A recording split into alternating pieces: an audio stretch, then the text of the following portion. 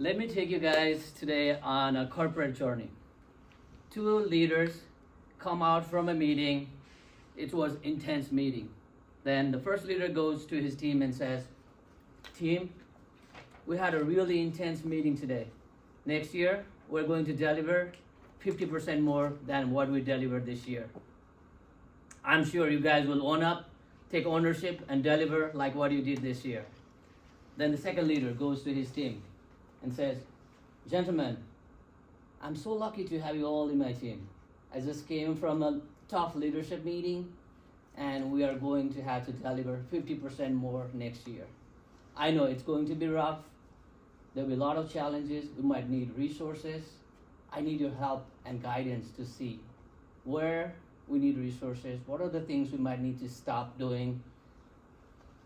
And my door is always open to you. Please come and share your ideas, and we are all in this together."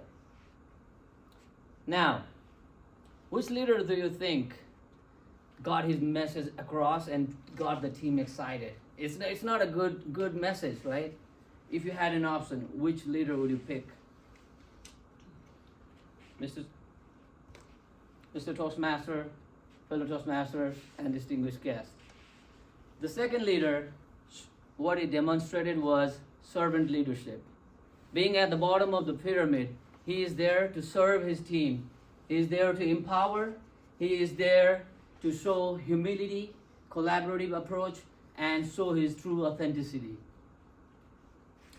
A few years ago, it was like several years ago, I didn't know what is the difference between a leader and manager, and I thought I was not a leader because I did not have any people reporting under me. Then I came across John Maxwell, who says, "Leadership is an influence, nothing less, nothing more." I came across Simon Sinek's definition, or the differentiation between a leader and a manager. He says, a manager is somebody who thinks he is in control with the people under him, whereas a leader thinks, "I am here to serve the people in my charge." Knowing this, I think there is a lot of things that I need to learn about leadership, and so I decided to learn, read a lot of books. I even started my YouTube channel, Leader in Training. I realized being a leader is a lifelong journey. The leader who is successful today, he has to adapt with the things, right? We all know the stories of Sears and some of the other big companies who failed, who had excelled in the past. And I did the test to find out what my leadership style was, and the Toastmaster questionnaire said I had a benevolent, what is it called? Visionary leader. But just based on the question, I could not believe it. Then I started thinking, how have I influenced people, including my own daughter, right? Some of the good conversation I had with my daughter is like when we were riding on a car. She's in a deep thought, and all of a sudden she asked me a question. "Dad, can I run a marathon this time in the school?" Right? And then I look at my wife, she looks at me, and then we both smiled because I had been running a lot at that time. And I can tell it's my influence in her because I called Miss Smith. "Is there a marathon in school?" She says no. So as I try to connect different dots, last year I was offered a chance to lead a soccer team in our community. So this is an annual soccer tournament, and this time it was going to be 6 teams. And they asked me if I could be a captain of one of the teams.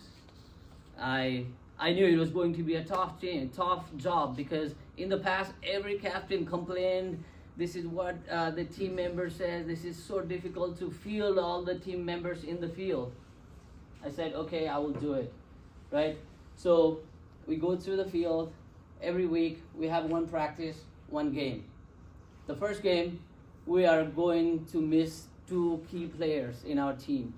So we fielded whatever I knew was the best, and we went to the field. We lost the game 3-1. At least people were happy because they got the minutes. We had 20 players and we had to field 11 players, and 9 players would be out of the game. So it's a tough job to make sure you are inspiring the team as well as you are being collaborative and incorporating everyone in the game. The second game, the 2 absentees are back in the team. Now we have the strongest 11 and we go and we win the game. But during the game, I realized I was fighting with the referee, and we, the organizers and the captains, had decided the captain from each team is going to lead, and he's the one that's going to say it's a good call or a bad call. And here I was leading up front and fighting with the referee, and even got a yellow card. So that was a lesson learned for me. Then the third game came in. That was the semifinals. And I was terribly injured. Both of my groins were injured. I had straps on both of my feet. And then I still played. And we lost the game. And in the hindsight, as you can guess, I could have fielded another player, right? It's not a rocket science. So there are a lot of things I learned from that soccer captaincy, right? How not to be a bad captain, and to realize what is the reason we are playing this soccer game.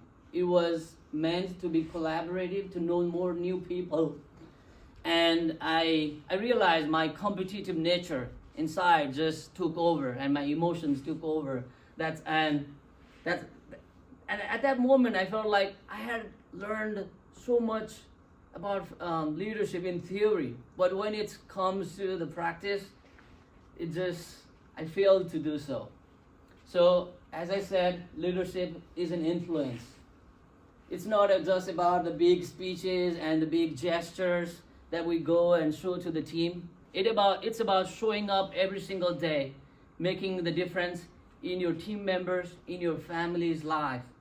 As Maya Angelou says, people don't remember what you say, people don't remember what you do, people remember how you made them feel. So we as leaders can work every day how we can make people's life better, how we can make them feel valued.